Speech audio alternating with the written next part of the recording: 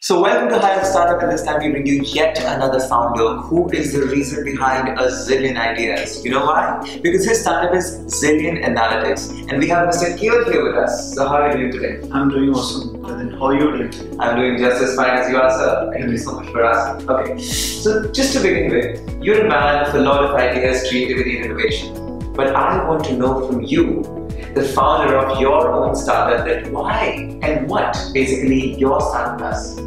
So I'll tell you start with why I started this firm. So I was a data analyst in one of the European firm around Printed in Chandigarh, and I used to do a lot of data analysis for European firms. From there only I fall in love with numbers. Okay. Yeah, and I started analyzing them on various analysis tools of using, starting with Excel and Access, then one of the major data mining tools including SAS and SPS and others. So I fall in love with numbers.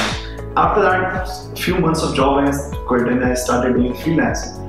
Okay. In freelancing, I did around 6 months freelancing, and I came up with one of my mentor, who was SVP of Pepsi.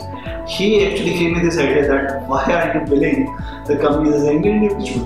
Why not start up something of your own, which has a proper brand name, and if you're delivering the value to the client, to the big corporates, why not become one by yourself? So this is how I started the company called Zillion Analytics. Now what we are doing in this company is we are helping corporates to take their decisions based on the data rather than thumbs up rule. Secondly, we help them to reduce the human resource cost, because every industry is going on the automation. But still there are some industries including manufacturing and retail who are not automated on their each and every department and their processes. So that is where helping, we're building the automation tools, visualization dashboards to help them make the decisions based on the insights rather than just something that's coming on their mind. Brilliant. So my question to you now is that you talked about building a brand name. So why did you choose only this name, Zillion Analytics? Tell us about that. Well, the day I took the decision of starting up something like my own, I think those few days when you think you want to start up something, so that is you get a lot of energy, get a lot of excitement. And that time, one of my favorite movie used to be Limitless, Bradley Cooper's movie. Yeah. That was it, my favorite. So NCT48 is the tablet that the person take. His brain used to work. So do you have NCT48 with you right now? My work is NCT48. Beautiful. When I have my own laptop, I actually get high on that.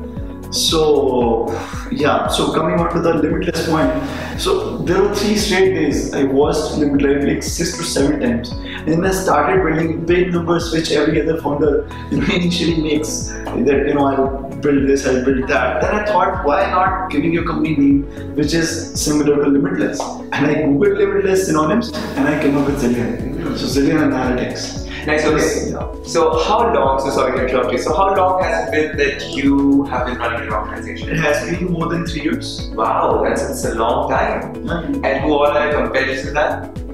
Competitors, actually they are big firms, and honestly Microsoft is actually one of my competitors. So the kind of visualization dashboards and tool we make, there are big brands who are into this particular segment. But what is good in ours is that special touch, that special customization that we provide, because we are right now not as a big company. So that is the reason we go to the client. We make the wide level products for them. So how many members are you in your organization?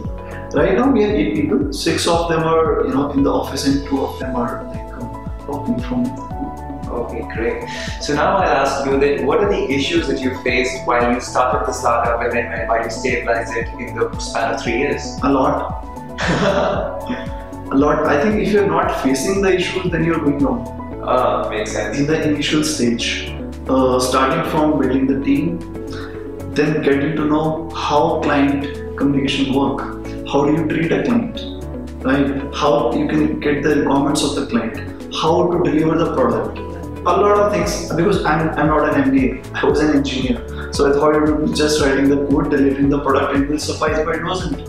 And I was dealing in the corporate industry. Right now we are serving with Maruti, Suzuki, we are having Panasonic on our brand, we are serving Honda cars. So you need to get at that level to serve these kind of big names.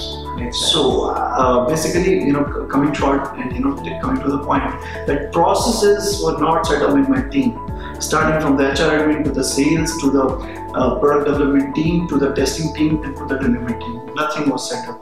So I think that was the initial stage. I started realized that I need to set up the processes first to get things done. If a CEO is doing everything by themselves or by himself, he cannot scale the work because he'll spend his full day in operations, talking with the clients, dealing with the team. So I'm into the automation industry. If I'm not automating myself or my work or my company's work, how can I give my best to the clients? Perfect. So I am not going to miss out on the details today of this interview. So you said you were an engineer, and I researched that you were a high-paid engineer in corporate. So you switched to startup. So now my question is that when you switch on from a 9-to-5 job and you get into a startup where you have to work a lot because it's your passion and you follow it, don't you get stressed? Well, I think startup is something that gives a lot of energy. So as you know, what I say is that in 9-to-5 job, you actually handle just one segment.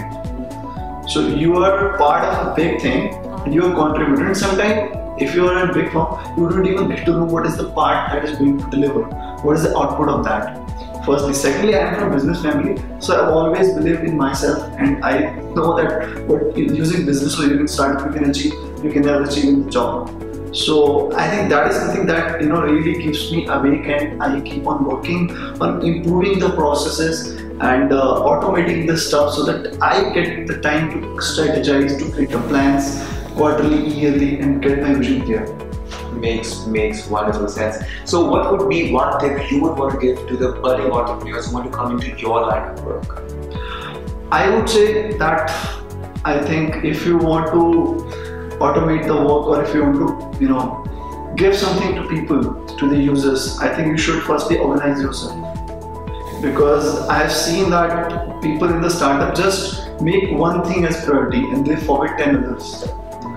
So you need to create your monthly plans, you need to create your weekly plans, and then you need to make sure that keep working on those processes, keep improving. Obviously you'll fail, you'll face a lot of struggle, but as an entrepreneur you don't fear from the struggle, because if you're dealt with the worst, bad even doesn't count. So I think just keep improving yourself, and the process in the company will surely show you the results within some quarters. Amazing. So what do you need to get high on? I think my work gets me high on. So you need nothing else to get high on, and this is another founder that we are bringing to you. And I must tell you, when he tells us that actually startup gives you energy, that's because he's passionate about his work. And I'll tell you one thing, when he says about organizing and curating, listen to that advice, because you will be needing that when you get in his line of work. Till then, keep subscribing to our channel and we'll bring you more founders day and age.